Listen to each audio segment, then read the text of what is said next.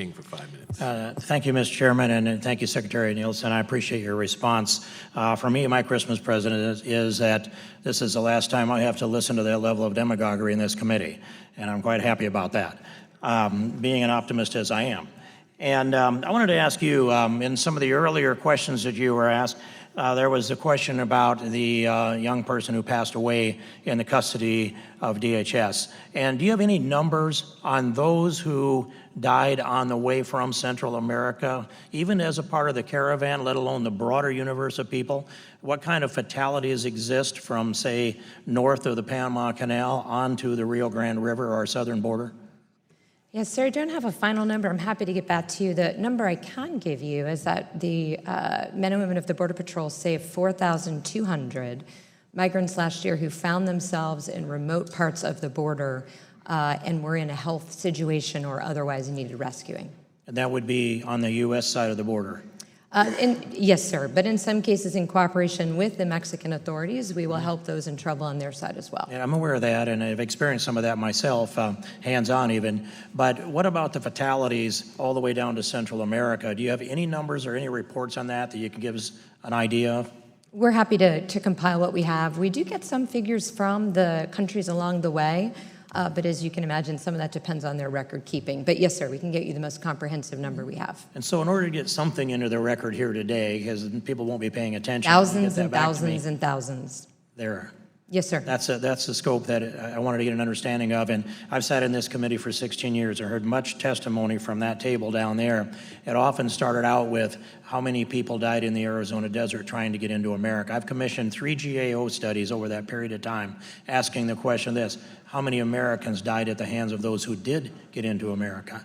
And the numbers that came back, 28% of those incarcerated in our federal penitentiaries, criminal aliens. Second report was 24%, third report 21%. Those numbers have been dropping, but it's still a substantial amount. So I'm going to ask you a two-part question so it doesn't sound like a trick. Do you have the total number of illegal aliens in the United States, that versus the total number of criminal aliens in the United States? Or do you have a sense of what those numbers are? We do have a sense, sir, but as you know, the number continues to grow. So it's tens of millions. What we do know is we have 1 million right now on a detained and non-detained docket with orders of removal to process.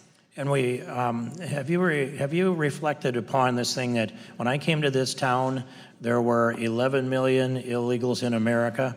That number grew to 12, seemed to stick there, seemed to drift back to 11. But we don't think that's the number, either one of us.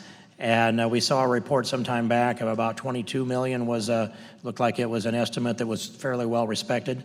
Is that essentially the benchmark number that you're working with? It's somewhere between there, yes, sir. But it is higher than originally estimated. And then with regard to the costs to American taxpayers, the Federation for American Immigration Reform has a number of $134 billion in government assistance. I'm going to presume you've seen that. And they point out that there's about $18 billion paid in taxes. So there's a net of about $116 billion cost to the American taxpayers to the population of illegal aliens in the United States. You generally accept those numbers conceptually?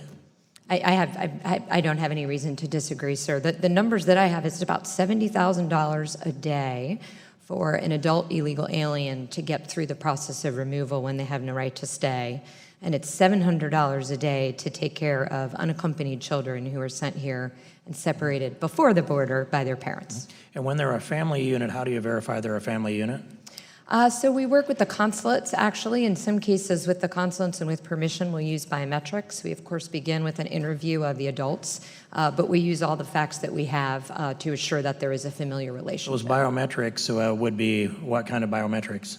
If they're willing to submit to it a DNA test. And if they say no, then? We work through the consulate and we try to understand the birth, the lineage through birth certificates, If you refuse to do a breathalyzer test and you're picked up for driving, perhaps under the influence of alcohol, you're presumed guilty if you refuse the test.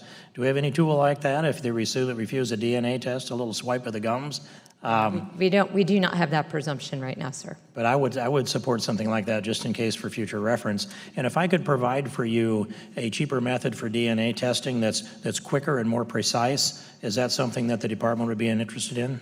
Yes, in conjunction with HHS, because as you know, they have the children eventually. Right. Yes, sir. And that's something I do intend to follow up on. I'm watching my clock run down here. I'd love to have another 10 minutes, but I'm going to yield back and thank you for your service to our country. Thank you, sir. The chair recognizes the gentlewoman from Texas.